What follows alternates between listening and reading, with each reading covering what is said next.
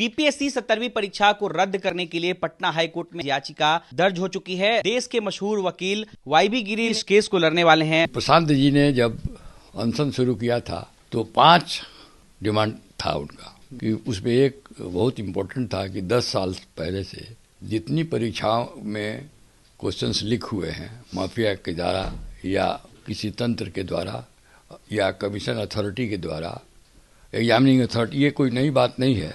बिहार में किसी न किसी सिपाही की एग्ज़ाम से लेके पब्लिक सर्विस कमीशन के एग्ज़ाम तक क्वेश्चन लीक होता रहा है और कंटिन्यूसली सरकार फेल होती रही है, एग्जामिनेशन बॉडी फेल होते रहे हैं।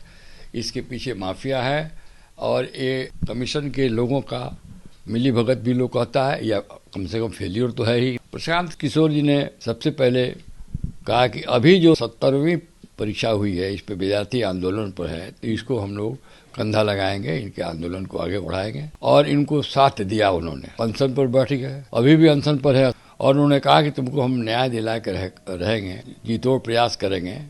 और जब एग्जीक्यूटिव फेल कर गया, कार्यपालिका से कोई न्याय की उम्मीद समाप्त हो गई, तो उन्होंने कहा और विचार रखा कि यदि विद्यार्थी चाहें तो हम लोग न्यायपालिका में उनको ले जाने में भी मदद कर सकते हैं।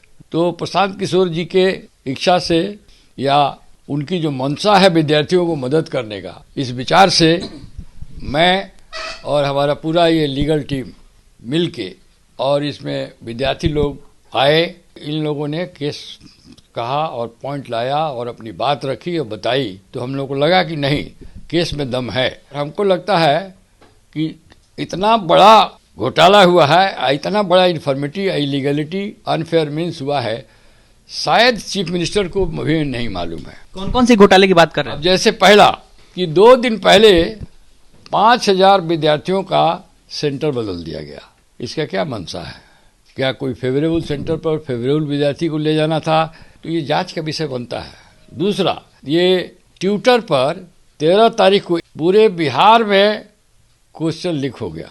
912 सेंटर पर ट्विटर पर लीक हो गया एयू, उसको भी 1 बजे इसकी सूचना मिल गई। लेकिन आयोग ने इस बात को नकार दिया है। उन्होंने कहा है कि पेपर लीक नहीं हुआ है किसी तरह। आयोग जांच क्यों नहीं कराती है? ये जांच का विषय है। आयोग पर क्यों जाते हैं? सरकार को जांच करानी चाहिए।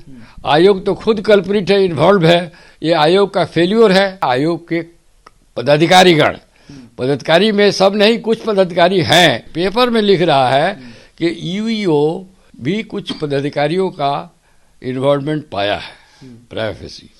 तो यूयू को भी जांच क्यों नहीं करने दिया जा रहा है? अपना ही एसओपी इन लोगों ने फॉलो नहीं किया है। 18 सेंटर्स पर तो डायरेक्ट एविडेंस है हम लोग पास, जो हम लोग लिखा है कि जहाँ गड़बड़ी हुई है, कहीं बायोमेट्रिक्स ही नहीं लिया गया, कहीं इन्विजिलेटर ही नहीं गया, कहीं 10 मिनट 15 मिनट लेट से एग्जाम शुरू हुआ। हर जगह जैमर लगाना है, तो जैमर नहीं लगा। मोर देन 50% एग्जामिनेशन सेंटर है, 912 में वहाँ पर जैमर नहीं लगा। क्यों नहीं लगा भाई? और विद्यार्थी बहुत से स्टेशनों पर मोबाइल लेके गए अंदर, अजैमर नहीं है, मोबाइल लेके गए हैं। क्या समझ सकते हैं इसके पीछे क्या क्या क्या अनफेयर मीन्स? इससे बड़ा क्या हो सकता है? एसओपी